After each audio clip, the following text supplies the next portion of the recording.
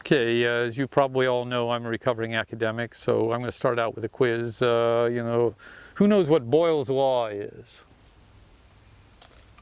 Boyle's Law is when I'm trying to remember, I don't want to screw it up, when a gas is under pressure, it tends to increase its size. Just the opposite, actually, that a gas that's not under compression it expands to fill all the space that there is. This is the same rule that applies to an orchid collection. They just expand, an orchid collection just expands until, it fills all the space that you have for it. And at that point, we're really lucky here in South Florida because we can take plants out of our orchid growing area and we can find spots in the landscape where they're going to be just happy as clams. And the first place, of course, that immediately comes to mind is trees. Most of the orchids that we grow in cultivation are epiphytes, and the vast majority are in any case. And so naturalizing them in trees is always a good thing to do. And we have a number of trees that are just very, very well adapted to growing orchids on. But the absolute premier one, the champion, is the live oak, Quercus virginiana. And it is the most ideal tree for growing orchids on because it has a rough bark. Orchids love rough barks. It allows them to get a better grip so that they're not dislodged by wind or storms. Those rough barks also tend to hold more detritus, which is what the orchid is actually feeding on. The little bits and bats and flaky stuff that's lodging in those crevices are just home and mother to orchid roots. So that's a good thing. The other thing about the live oak is that it does what you would do in an almost idealized greenhouse situation. It raises the light level in the winter when the light levels are less intense naturally. Live oaks tend to lose a great deal of their leaves in late January and December, and then they grow a new flush of leaves in March when the light is starting to increase. So in terms of the light effect, in terms of the bark, live oaks are really wonderful. If you don't have one, I suggest you plant one. They grow much, much quicker than you think for. And when you leave here, if you're heading north, you look at the two live oaks that are in our front yard there, and I can tell you exactly how old those are. Those are 40 years old, you can quickly grow a live oak to a size which will be capable of supporting orchids. There are a lot of other trees which are very well adapted to growing orchids in, and probably the next best one is mahogany. Again, it tends to lose some of its leaves in the winter, has a rough bark, fairly rapidly growing tree. There are fruit trees that are good, but they tend to be a little bit more densely foliaged. Mangoes and avocados are both good host trees for orchids, but they tend to be a little bit dark. That's the bad news. The good news is that if you prune your fruit trees, your mangoes and your avocados, to allow the best fruit production, you're also creating the situation in which your orchids are going to thrive. So that pruning avocados and mangoes is always a good thing to do because you increase the amount of fruit that's produced. You also increase the ability of the trees to withstand storms.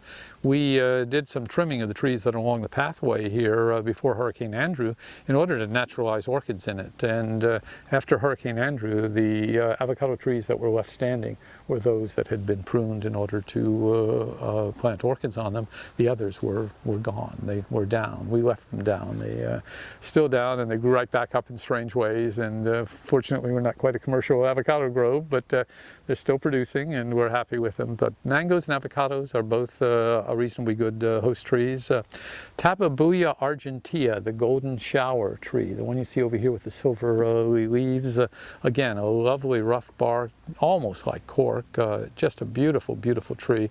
And again, bright. The biggest drawback with those fellows are that they tend to be a little bit prone to wind damage. They do go over in storms, and you might find yourself in a position where you have to take out some of the those trees, and may have to have your plants that you had thought you'd naturalized move to another location with the whole branch that they're on it.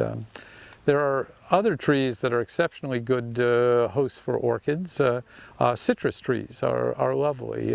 If you are out in Central or South America and looking for orchids, what you really want to come upon is an abandoned citrus grove.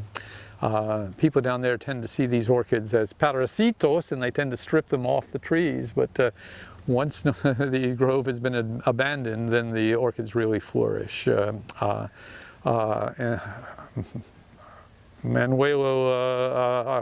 Manrique and I came upon a abandoned citrus grove in Peru, and we found about 15 different species and about 7 different genera, just, you know, in a space not much bigger than the area that we're using here as our class room.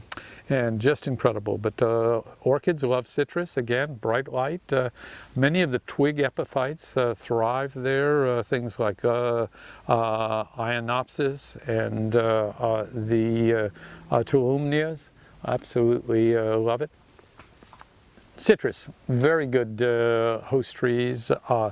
One that is a surprisingly good host tree is Calistoma, the bottlebrush tree. But you have to, there are a number of species of bottlebrush tree in Australia that are just laden with orchids. But you don't see them growing very well on them here because we've taken them out of their natural habitat where they grow as trees in kind of harsh environments. So they're scrubby, scrappy little trees. But here you put them in your yard and give them a lot of water and fertilizer, and suddenly they're all lush and too dark for orchids. But if you have a bottlebrush tree and you do trim it, you could grow orchids on it. You can also use the trimmings to grow orchids on. Another surprising plant that is well adapted to growing orchids if you have some old crotons in your yard. Yeah, surprisingly, crotons, which are fairly smooth barked, are surprisingly good hosts for orchids. I learned this down in Costa Rica and saw them wild orchids growing in crotons in people's yards. Quite an interesting prospect. The other one that really is good, but again, we take it out of its native habitat and we tend to give it lots of water and fertilizer, are buttonwoods. Yeah, buttonwood, you know, one of our coastal mangroves, is one of the host trees for many species of orchids. You find the Prosthechias and the Encyclia tampansis growing in those creatures. There are a number of other trees. Most trees, even a gumbo limbo, if you can get it, the plant established on it, you can grow orchids on it. But in nature, you know, I've spent thousands of hours looking for orchids in the tropics and here in South Florida where the gumbo limbo is, and I can tell you I have seen exactly one orchid growing on gumbo limbo. That whole smooth bark is designed to shed epiphytes, and it does it very effectively. So those are the trees that one tends to think of as being the best trees for growing orchids on here in South Florida. What about the plants? Well, of course, for me, the first ones that come to mind are vandas, you know, and all vandas will grow well on trees. We should have mentioned palm trees, and palm trees again are very good hosts for orchids because they provide that canopy over the noonday heat. They block out the noonday sun, but allow the softer rays of the morning and evening sun to enter in, and they allow the sun, when it's at a lower angle of incidence in the winter, to enter in also. So palms can be very good, but they are smooth, and you need a little special care in making sure that they are attached. We'll talk a little bit more about that later on. But palms are also good, but vandas do very well on palm trees. You want to always make sure that you mount them at a slight angle off the palm tree, never mount them so that they're climbing directly up the trunk, but at a slight angle off. If you mount them directly onto the tree, then they will tend to grow to the top of the tree before they flower. They are, after all, like vines. When you see vandas in nature, when they're flowering, they tend to have grown upward and then fallen with their own weight downward, and about the time that they're curving back upward is when they flower. So keep that in mind as you put vandas on your trees. The vandas that contain less of Vanda sandriana tend to produce many more adventitious roots, roots that are further up the stem on the plant. These are the vandas that you'll find are the best and the most easily adapted to growing on trees. Many of the Vanda species fall into that category. A lot of hybrids now, particularly the type that we tend to produce here at Motes Orchids, are very well adapted to naturalizing in trees. The other plant in the Eridinae that is really good in trees is Orchids itself. Orchids tend to have broad, flat leaves, and that makes them very well adapted to darker trees like mangoes or avocados. In fact, we had several of them growing here. There's still one or two here growing, but here you can see it over on the side over there, and not quite in the camera range, but you in the audience can see it. And again, you can see how the plant is swooped over and downward and is then swooping back up. And they're getting ready to flower there. That plant has been there for probably 25 years, and it has survived by the grace of God and with no help from us here at Motes Orchids. But Orchids, very well adapted. That's Orchids odorata. Some of the Orchids hybrids are also excellent plants for naturalizing in your greenhouse. Excuse me, in your trees, because they take up too much space in your greenhouse. Orchids Lawrencii produces magnificent hybrids with long-lasting flowers. Sometimes the flowers of Lawrencii hybrids will last for 6-7 weeks, long arching sprays.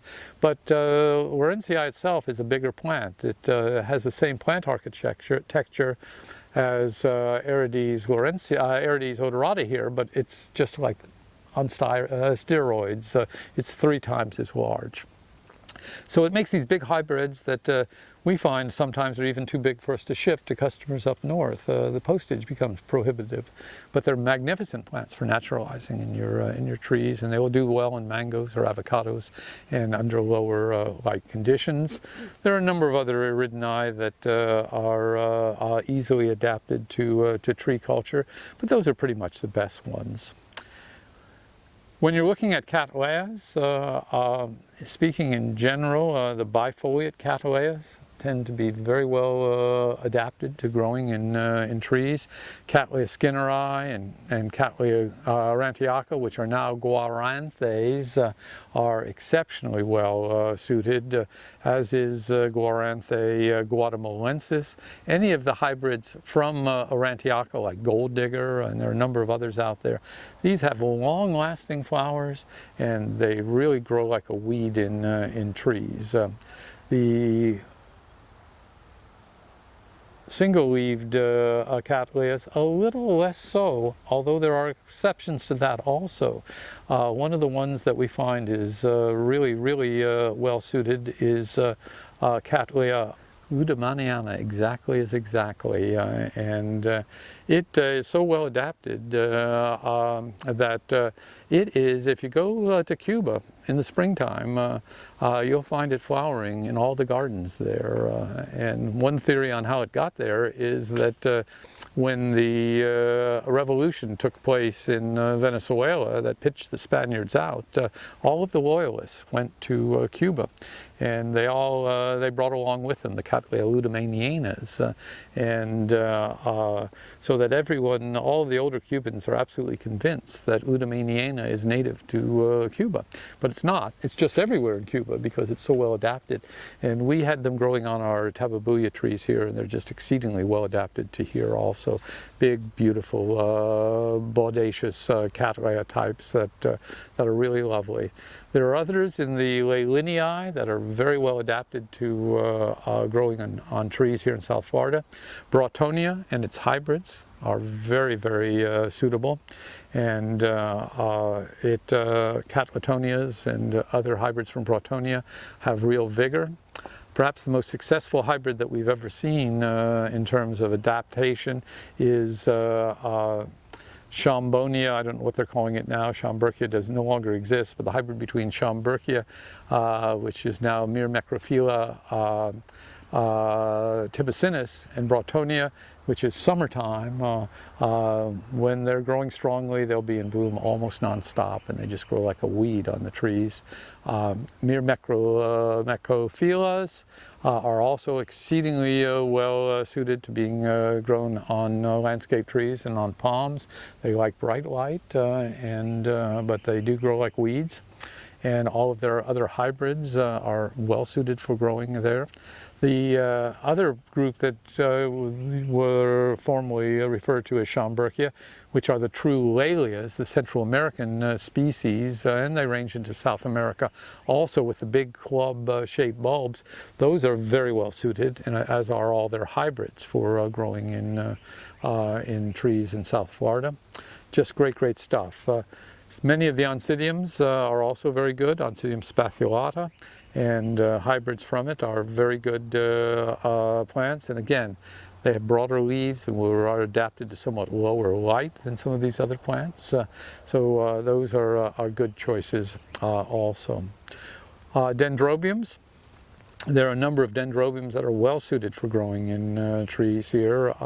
The first one that comes to mind is the group that we now call section dendrobium, the soft cane dendrobiums, usually referred to as the nobile type dendrobiums. You can buy those as hybrids. You can use the species. They come in both the upright stemmed ones and they come in the pendulous ones, which are really, really lovely. We should have brought some of those forward to tempt you with. We have a few of Dendrobium anosmum, which is the one that smells like raspberries and has the cascading purple flowers. And then you have the Dendrobium that everyone calls Perardii, which is now Dendrobium aphyllum. Again, cascading sprays, wonderful. But even the hybrid nobile types that are coming out of Hawaii and Japan and Korea are very well suited for growing in trees here. And they're great stuff. The Callista dendrobiums, things like Dendrobium lindleyi, the one that everyone persists in calling Dendrobium aggregatum, these two are very, very well adapted.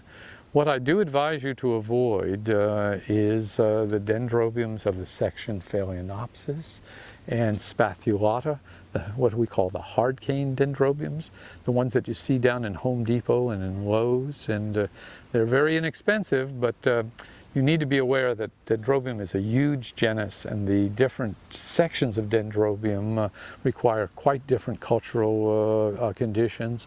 And the two sections we were just talking about, Dendrobium and Callista, are very well adapted to our climate and can withstand considerable cold. Dendrobiums of the section Phalaenanthe and Spathulata will be damaged by temperatures below 60 degrees Fahrenheit, 15 degrees Celsius. What is the chance, even unless you're living on Miami Beach or right near the bay, of your plants not getting temperatures below 60 degrees? Not the best choice. So they're inexpensive, but try to avoid them because, well, if you don't mind your plants looking like death warmed over, that's okay, but otherwise you don't want to deal with them. One of the other sections of Dendrobium that I like to tout a little bit for South Florida is the plant that you see over here, which is Dendrobium cruminatum. It's section Rapalanthe, and these are plants that are well adapted to growing in South Florida. They have these absolutely magnificent white flowers with yellow throats, and they are just so sweetly fragrant. It's almost overpowering when you have a big plant of it. And they last one day, and which is why you want to be growing them outside on your tree rather than inside. They are plants that are known exhibit a tropical phenomenon known as gregarious flowering. when temperatures fall suddenly, usually in the tropics, usually caused by a period of thunderstormy weather, then these plants will quickly spring into bloom thereafter. And so they will bloom 2 or 3, sometimes 4 times a year. They only last a day, but boy, are they a wonderful day. You want to plant these somewhere where you're sure you're going to pass by it when it's in flower, because you don't want to miss it. They are really just incredibly special and wonderful things. So, and we should have brought some of those forward too, but I forget what I talk about in these talks, unfortunately. But if anybody's interested, we have some. So yeah, that's pretty much it for the dendrobiums. The Laturi dendrobiums, I believe that they are cold sensitive also, probably are to be avoided. Things like the section formosum dendrobiums, they are fine for for naturalizing in trees, and they're good things. Those are kind of the major genera that we think of in terms of adapting for tree culture. There are other places in the landscape where you can grow orchids very, very effectively. One of the joys of the recent years has been the reintroduction of Spathoglottis. Back when I was young and new in orchids in the late 50s and 60s, there were a lot of hybrids from Spathoglottis plicata coming in. They were doing a lot of hybridization in Singapore and in Malaysia, and people would import them and they would grow them as bedding plants. We're seeing them now even as roadside plants. As you go up Old Cutler Road, the city of Coral Gables has planted some right there where the turnoff to the USDA plant introduction station is, and they're the purple ground orchids is what you hear them called, and they are indeed ground orchids, and we find that they grow very, very well in a mixture of organic material like cypress mulch, half and half with soil, and they'll do very, very well. Phaeus grandifolius and its hybrids, again, can be grown in beds like that. They need a little protection from the sun, a little more than the Spathoglottis, but they're very, very effective, and they're successive bloomers. They last a long time. If you can get them up just a little bit so they're closer to eyesight in a raised bed, very, very effective plants. You can create beds, of course, to grow Vandaceous orchids in. Hybrids from Arachnis and hybrids from Renanthera, very, very well suited for growing in bedding. You know, we've tried all kinds of mixtures to grow these in, and the quarter-treed vandas fall into the same categories. You can grow them in pots and immerse them into beds, or you can just grow them in straight beds. We've tried various mixtures across years and years and years, and what we're pretty much committed to now for growing most all of these things is cypress mulch. They seem to do just exceedingly well in cypress mulch. You can apply time-release fertilizer. Again, the time-release fertilizer that we recommend is the one that they're selling down at Home Depot and Lowe's under the brand name Dynamite. It seems to work much better than the name brand under our subtropical conditions. The name brand has been accused of releasing fertilizer salts too suddenly and burning orchid roots here. So, but the Dynamite, which we get commercially under the brand name Nutricoat, is much better for tropical conditions, in my opinion. And so that's the one to use.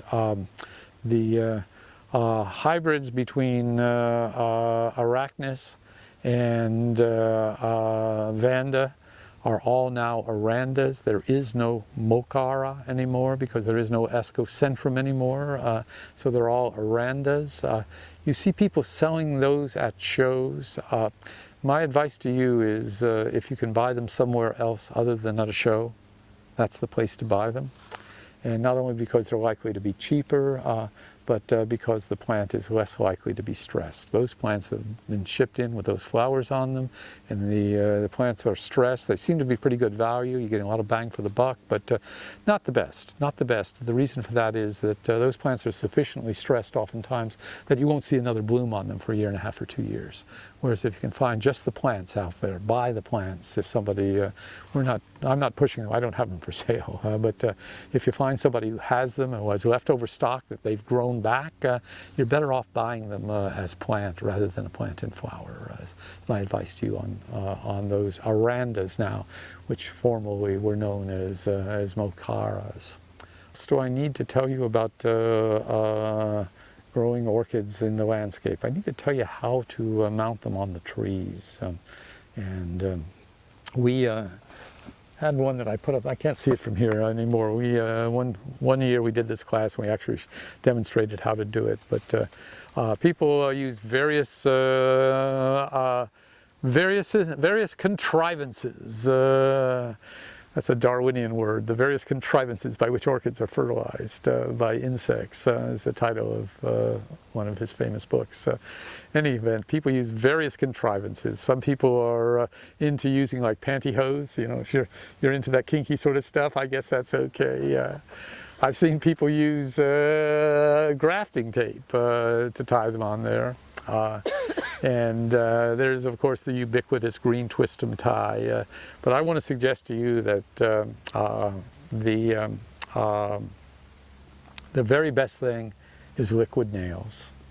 And we like the heavy-duty subfloor variety. You can buy it down at Home Depot or Lowe's. If you have a caulking gun, it's cheapest. It's like $2 for a tube of it, or you can a caulking tube, or you can buy just a little tube if you're doing a few of them.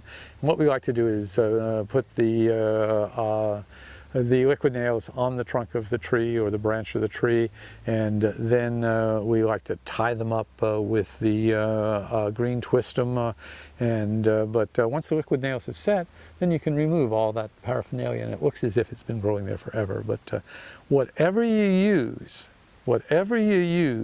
use every sadomasochist trick you can think of. You got to tie them up, tie them down. Now, you know, you don't want those suckers wiggling, because if that plant is wiggling, what's going to happen is that new root grows, it's going to chafe, and it will send the plant into a decline and a tailspin. It's like trying to run a marathon in a loose shoe. It's just not going to happen. So you got to make sure they're firmly fixed there, just as firmly fixed as when that seed in nature fell in that little crevice and started to grow there, and from there on it was rooted in that one dear perpetual place. It is really, really good things. Fertilizing trees, plants and trees and in the ground, you can use liquid fertilizer if you can reach them with a proportioning device and with a long extended watering wand is a good thing to do. Increasingly we're seeing the use of time-release fertilizers, and you'll see us using them in the greenhouse there. And what we recommend to you to use there are, you can buy online empty tea bags. You see people making these little hand-sewn little cachets of fertilizer. Boy, you know, I wish I had that kind of time to devote to creating an object that I can buy online for about 2 cents. You know, it's a little like the man who's coming down the mountain road and he sees the mountaineer with the pig under his arm, and he's holding it up to the tree, and the pig is eating the leaves off the tree. And the man stops and says, "What are you doing?" He said, "I'm feeding my pig." "Oh gosh, how does it work?" "It works. Oh, it works great." He said, "Well, but doesn't it take a lot of time?" The mountaineer looks puzzled and he says, "Time? What's time to an old pig?" Oh. Go online, Google search empty tea bags, and you'll find that you can get 1,000 of them for about $20, and get 100 of them for about $3 or $4. It's the way to go, absolutely. Again, you want to use those fertilizers that you buy down at, I haven't actually seen the one that I like at Home Depot. I've seen it at Lowe's. They have one for avocado and citrus, which is a low phosphorus fertilizer, and that's the one that you want to get. So make a treat down to Lowe's, guys. I know the ladies like Lowe's, but we men tend to be macho Home Depoters. But sometimes you gotta go where the goods are, and that's where they are in this case. Okay, I may have delighted you almost long enough here in this heat. Do we have any questions? Yes, ma'am. I also butterfly garden, and Ah. I'm concerned about how fertilizer would affect butterflies or birds. Hmm.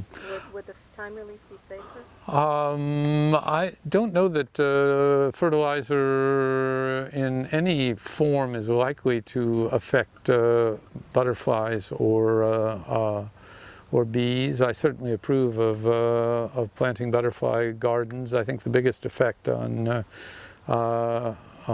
butterflies is mosquito control. I'm thinking of running for governor next time out, and I'm going to run on a platform of eliminating mosquito control and air conditioning. And it'll be called Yankee removal, but the snook fishing will improve too. And I can't tell you what it was like on North Key Largo. We used to go down there to collect orchids, and the amount of butterflies was just incredible. Incredible. It was like a Walt Disney zippity-doo-dah movie. I mean, just the air was literally thick with them. You go down there now and they're gone. They're gone, and unfortunately, but people don't like to get bitten by mosquitoes, and they do the thing. But I don't think fertilizer would be the big problem. The big issue would be insecticides. And Oh, I don't use those. yeah, no, and basically for naturalizing the landscape, you want plants that are vigorous enough to withstand it. Plants out in the landscape tend to get have less problems. So many of these things are developed in greenhouses, and so many of the greenhouse pests tend to have been exposed to pesticides, and we. Superbugs. Exactly. We never had mealybugs in our vandas for 30 years, and we hired a young couple from Texas who brought along their collection of Phalaenopsis, and suddenly we had mealybugs.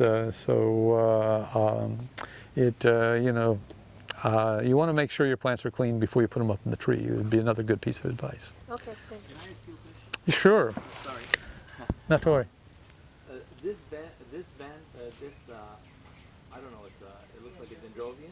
Yes. Suppose it was a Vanda. Is this enough light if it was constantly in the shade like this to help to bloom? Those are actually Arides odorata that you're looking at there, and they pretty much flower when we keep the vines under control. But I was talking if it was a Vanda and it was in this much shade. It depends upon, again, the key here is the plant architecture. When you look at the leaves of Vanda sandriana, they are deeply V-shaped. So they're inefficient. When the light is at a low angle of incidence, they're shading themselves. But when you open that profile out, then you get a much more efficient light gathering surface. And the plants that you're actually looking at there, you can see have very broad leaves. I'll show you some sandriana types when we get over to the greenhouse after the talk. And you can see the V-shaped leaf, which is an adaptation to its being, there's the light is coming from the east, and you can see my hand is half shaded there. But when I open that profile out, this is the reason Phalaenopsis grows so quickly and flowers so easily. And in fact, Phalaenopsis do better in trees than one would think for, particularly things like date palms, which have the rough husk around them. But you can grow catasetums in those circumstances also. But look for the leaf profile. So if the Vanda was hanging on a hook freely, Yes. and it was basically under a tree like this without Mm-hmm. too much light, would it still bloom, or does It should bloom. If it's on a hook, you of course have the option of moving it gradually further and further out towards the edge of the tree. And as you move it out towards the edge, it will get more and more hours of light in either the morning or afternoon. And you can lower it too, of course. And as the plant gets lower, then the angle of incidence makes it receive more light. In any circumstance, in all circumstances, you want your vandas to receive light from both sides of the plant. If they're climbing straight up a trunk, they will not flower until they top over a trunk or a post or anything. So never put a vanda against a wall or against a post. Never put it on a vertical branch or a palm trunk so that it's situated against it, but rather put it at a slight angle, and you're much better off. Yes, ma'am. I bought bought a Vanda. Can you show me where to put the liquid nail in? Yeah, sure. If you could bring it to me, my love, I will do that. First, we want to get rid of that ugly black container. You could tie the whole container on there if you like, If I and wanted to take it off, just cut it off, right? then you would cut it off subsequently. But I would find a place where the stem was dry there. I don't know, let me get that up so that the camera can see it. Down here at the base, if you clip this thing out of here, you found a place at the base that would, where you could put a big dab of liquid nails on a dry portion of the stem. I would avoid trying to put it on the green part, but this plant is so healthy. It has leaves almost all the way to the base, but you would find some at the base that would give it purchase. And then I would probably, on a plant like this, I would probably give it a loose twirl of the green twistum until these roots, which you see growing here, would rapidly grab on. And then when it's firm, when you know it's firm, you take off all the appliances. Like taking the roots and sticking them on the tree too? Sure. No. Sure, you want to get the roots as close to the tree as possible. You could actually get, if you like, if you, on Vandas, if you get the roots wet so that they turn overall dark green, then they become very, very pliable. You could bring it over and tie it on. You can see a small root tip breaking there on the edge. You would soon have roots like this branching out and attaching onto the tree, big time. And again, this is the type of plant architecture that we're looking for in the best suited ones. If you look at plants that are strongly influenced by Vanda sandriana, all the roots are at the bottom. But here you see you have these big, broad, adventitious roots. These are much more vigorous plants. They're likely to bloom more often. This plant, as you can see, has bloomed out of just about every leaf axil. Again, a quality that we want in all of our plants, and certainly ones we're putting on the tree. But sure, if I've learned one thing in growing orchids for 60 years, man and boy, nobody wants an orchid plant. You want flowers. Flowers aren't the most important thing. They're the only thing. And here is what you're getting here. So these are very well adapted plants, and that's what we're looking for in our Vandas. We like lots of roots, like lots of flowers. Sir? So I've heard you speak often about Michigan. Is it Michigan State or University of Michigan? It's Michigan State formula. And is there literature that's available that you could recommend? And also for those who own your books already, do you have other books that you recommend for us to read about orchids in general? Well, you know, one of the big problems with other books is I used to have a bumper sticker on the back of my van which said, "We don't care how you do it up north." You know, and that's kind of the leitmotif of Florida orchid growing and Florida Vanda growing, because it is a case of how they're doing it here. The Michigan State formula, I think if you Google searched it, you could probably find it. There was an article, the article was published in the AOS magazine Orchids, and that would have been 6-7 years ago. The gist of it is you want a low phosphorus fertilizer, and you want extra magnesium and extra calcium. And again, the calcium is not quite so important here because we have so much calcium in our water that most of it is insoluble. But when you're putting other fertilizers on, you are acidifying the media and your water, and so the chemistry would tend to release some of that calcium in our water. So I'm not worried. I don't worry too much about calcium, but the magnesium, you can really see it. If you're buying plants that have come out of Thailand, you know, I can almost guarantee you they're magnesium deficient. You know, as soon as we have taken to importing more plants out of Thailand, and what we see is that when the cold weather comes along, they turn red. And it's not because the Thai growers don't know about magnesium deficiency, it's just that they never see the symptoms. It just doesn't get cold enough for magnesium deficiency to show up. But when you see that reddening of your foliage, don't think of it as natural. Think of it as magnesium deficiency. Give them the Epsom salts, if possible in combination with potassium nitrate. That's become a little harder to find, but both OFE and Broward Orchid Supply, I think, are selling it in small quantities. If you have difficulty getting it, and we have difficulty getting it even as professionals, because, thank you, Timothy McVeigh. Dr. Motes, I have been lazy lately, and I use my hose sprayer with Miracle Grow. Yes, ma'am. Is that That's good. You know, I've never, you know, I'm a horticulturist with a little brain, and I've always had a great deal of difficulty figuring out how to get a, you know, an accurate proportion of a device at the end of the hose. What we like to recommend is a device called a hose arm or Siphonex. Basically, it's a brass fitting with male on one end, female on the other, with a little wasp waist with a little nipple on it that has a tube coming out of it, and it works on Bernoulli's principle. And by some facet of intelligent design, you mix the fertilizer solution in a bucket and it proportions it out at the rate of 16 to 1. And by some strange coincidence, there are 16 tablespoons in a cup. So a cup of fertilizer at the rate of 1 tablespoon per gallon in a gallon of water would give you exactly the... You see, there is a God out there. Just because I'm a Darwinian doesn't... Intelligent design is so bogus. In any case, that's the one we recommend. But sure, you bet, be as lazy as possible. Laziness is the mother of ingenuity. That's why we started using the tea bags. That's where the tea bags came from. That's where the liquid nails as a device for fixing plants came from. That's where liquid nails to above a growing mounted plant came from. You know, we're lazy. You know, bone idle lazy here at Motes Orchids. It's every chance we get. So don't be ashamed. It's a good thing. It's the mother of creativity. But truthfully, eliminating labor is the only way that we can be competitive. If we weren't more efficient, you know, we would be eaten alive by the Thais and the Taiwanese. Which would be a crime.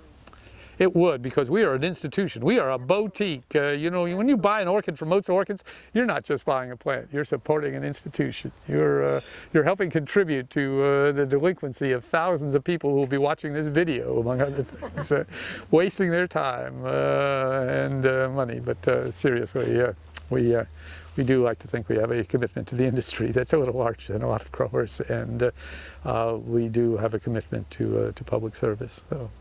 Yeah, one of the joys of living in South Florida is that we have all these wonderful places in our dooryards and gardens where we can grow orchids and in a satisfactory way and be deeply satisfied with the results. The world really is our garden here, and we should fill it with orchids.